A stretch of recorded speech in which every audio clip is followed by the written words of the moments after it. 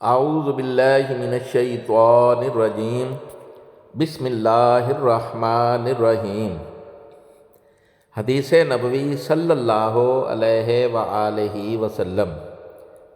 پہلی حدیث۔ میں اور میرا ایک انصاری پڑوسی دونوں اطراف مدینہ کے ایک گاؤں بنو امیہ بن زید میں رہتے تھے، جو مدینہ کے پورب کی طرف بلند گاؤں میں سے ہے۔ ہم دونوں باری باری حضرت صلی اللہ علیہ وآلہ وسلم کی خدمت شریف میں حاضر ہوا کرتے تھے۔ ایک دن وہ آتا، ایک دن میں آتا۔ جس دن میں آتا اس دن کی وحی کی اور رسول اللہ صلی اللہ علیہ وآلہ وسلم کی فرمودہ اور دیگر باتوں کی اس کو خبر دے دیتا تھا، اور جب وہ آتا تو وہ بھی اسی طرح کرتا تھا۔ تو ایک دن وہ میرا انصاری ساتھی اپنی باری کے روز آپ کی خدمت میں حاضر ہوا۔ جب واپس آیا تو اس نے میرا دروازہ بہت زور سے کھٹکھٹایا اور میرے بارے میں پوچھا کہ کیا عمر یہاں ہیں؟ میں گھبرا کر اس کے پاس آیا۔ وہ کہنے لگا کہ ایک بڑا معاملہ پیش آ گیا ہے، یعنی رسول اللہ صلی اللہ علیہ وآلہ وسلم نے اپنی بیویوں کو طلاق دے دی ہے۔ پھر میں اپنی بیٹی حفصہ کے پاس گیا، وہ رو رہی تھی۔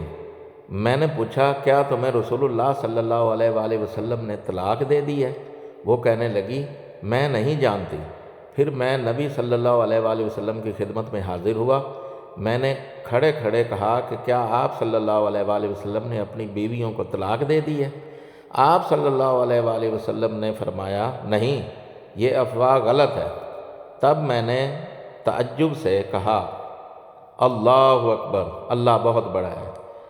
یہ حدیث صحیح بخاری سے لی گئی ہے اور اس کا نمبر ہے 89۔ دوسری حدیث۔ ایک شخص حرم بن ابی کعب نے رسول اللہ صلی اللہ علیہ وآلہ وسلم کی خدمت میں آ کر عرض کیا، یا رسول اللہ، فلاں شخص معاذ بن جبل لمبی نماز پڑھاتے ہیں، اس لیے میں جماعت کی نماز میں شریک نہیں ہو سکتا، کیونکہ میں دن بھر اونٹ چرانے کی وجہ سے رات کو تھک کر چکنا چور ہو جاتا ہوں اور طویل قرات سننے کی طاقت نہیں رکھتا۔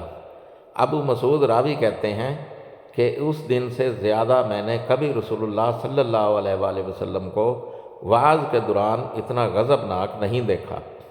آپ صلی اللہ علیہ وآلہ وسلم نے فرمایا، اے لوگو، تم ایسی شدت اختیار کر کے لوگوں کو دین سے نفرت دلانے لگے ہو۔ سن لو، جو شخص لوگوں کو نماز پڑھائے تو وہ ہلکی پڑھائے، کیونکہ اس میں بیمار، کمزور اور حاجت والے سب ہی قسم کے لوگ ہوتے ہیں۔ یہ حدیث بھی صحیح بخاری سے لی گئی ہے اور اس کا نمبر ہے 90۔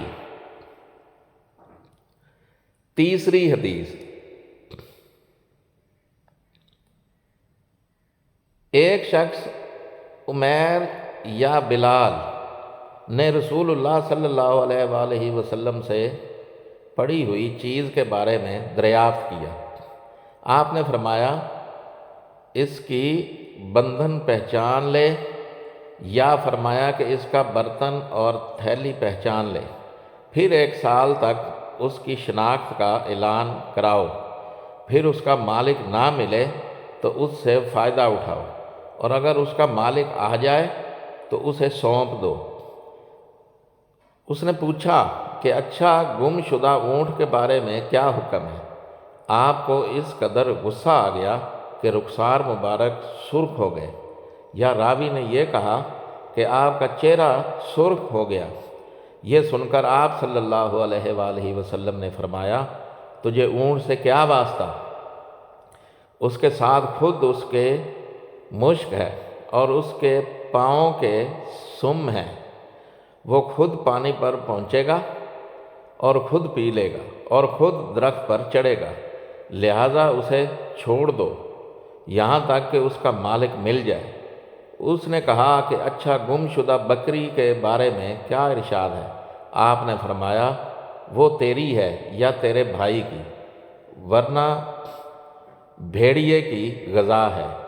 یہ حدیث بھی صحیح بخاری سے لی گئی ہے اور اس کا نمبر ہے 91 میری تمام دیکھنے اور سننے والوں سے گزارش ہے کہ میرے والدین، میرے بہن بھائی، میرے رشتہ دار اور میرے دوست جو اس دنیا سے جا چکے ہیں ان کے لیے مغفرت کی دعا فرما دیں۔ جزاک اللہ خیرہ۔ دعا گو طارق سلطان شاہ ہاشمی۔